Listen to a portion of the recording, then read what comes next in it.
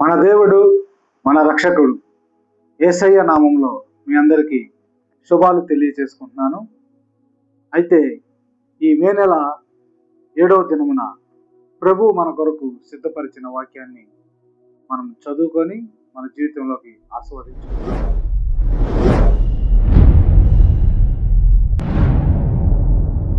పరిశుద్ధ గ్రంథంలోంచి ఇర్మియా గారు రాసినటువంటి మాటను మనం ఒకసారి జ్ఞాపకం చేసుకుందాము. పరిశుద్ధ బైబిల్లోంచి ఆ మాటను చదువుకొని ఈరోజు మనం ఈ వాక్యాన్ని మన జీవితంలోకి ఆస్వాదించుకుందాము. ఇర్మియా గారి గ్రంథంలో 23వ అధ్యాయము 29వ వచనం. నా మాట అగ్ని వంటిది కాదా? ఇక్కడ ఒక మాట చెప్తున్నాడు. ఎవరు చెప్తున్నారంటే మన తండ్రి అయిన దేవుడు తన ప్రజలకు చెప్తున్నాడు, నా మాట అగ్ని వంటిది కాదా? నా మాట అగ్ని వంటిది. అది ఏం చేస్తుందో ఆ ప్రజలకు చెప్తున్నాడు. నా మాట అగ్ని వంటిది. ఆ మాట ద్వారా ఈ అగ్నిని నీ మీదకు పంపిస్తే ఏం జరుగుతుందో ఒకసారి జ్ఞాపకం చేసుకో.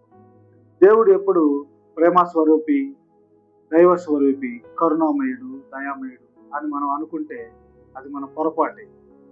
అయితే దేవుడు ఆయన ఉగ్రత మన మీదకి రాకమునిపే మనము యేసుక్రీస్తు నామంలో కడగబడి, ఆయన రక్తంలో కడగబడి ఆయనను రక్షకునిగా మనము అంగీకరించాలి.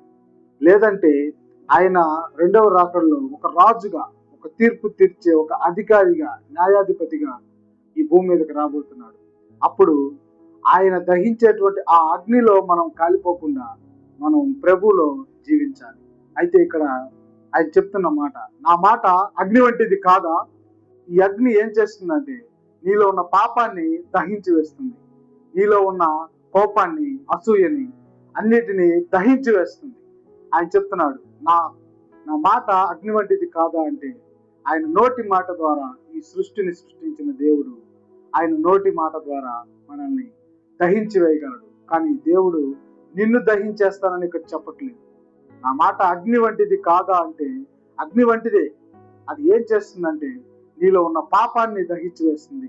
నీలో ఉన్నటువంటి కోపాన్ని, అసూయని, ఈర్ష్యని అన్నిటిని దహించి వేస్తుంది. నిన్ను పరిశుద్ధినిగా మార్చి నీ జీవితంలో ఒక వెలుగుని నింపుతుంది.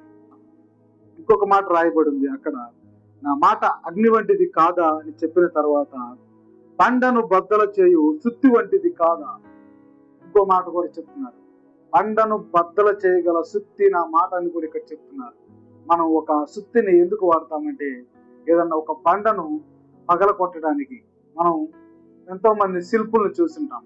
ఆ శిల్పులు ఏం చేస్తారంటే వారు సుత్తి, ఉలితో బండను రెండుగా చీలుస్తారంటే మనం అనుకుంటాం ఈ బండను మనం మోయలేము, ఈ బండను మనం కదిలించలేము అనుకుంటాం. కానీ ఒక శిల్పి మాత్రం ఆ బండలోంచే ఒక గొప్ప స్వరూపాన్ని తీసుకొస్తాడు. అయితే దేవుడు కూడా అదే చెప్తున్నాడు, నా మాట అగ్ని వంటిది, నా మాట బండను బద్దలు చేయగల సుత్తి వంటిది. అంటే నీలో ఉన్న పాపాన్ని, నీలో ఉన్న అసూయని మొత్తాన్ని తీసివేసి నిన్ను ఒక శిల్పిగా, ఆయన బిడ్డగా మార్చుకుంటానని చెప్పి ఇక్కడ చెప్తున్నాడు.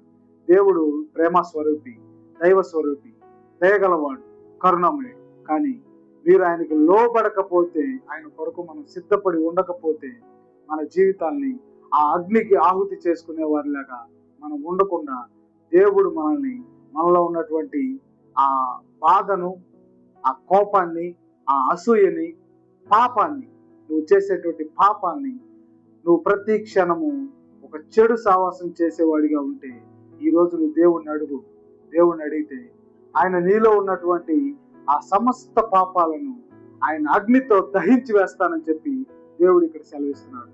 కృపా ధన్యత నీకును నాకును ప్రభు అయిన యేసుక్రీస్తు వారు రాకడలో మనందరికీ కలిగి ఉండుము గాక.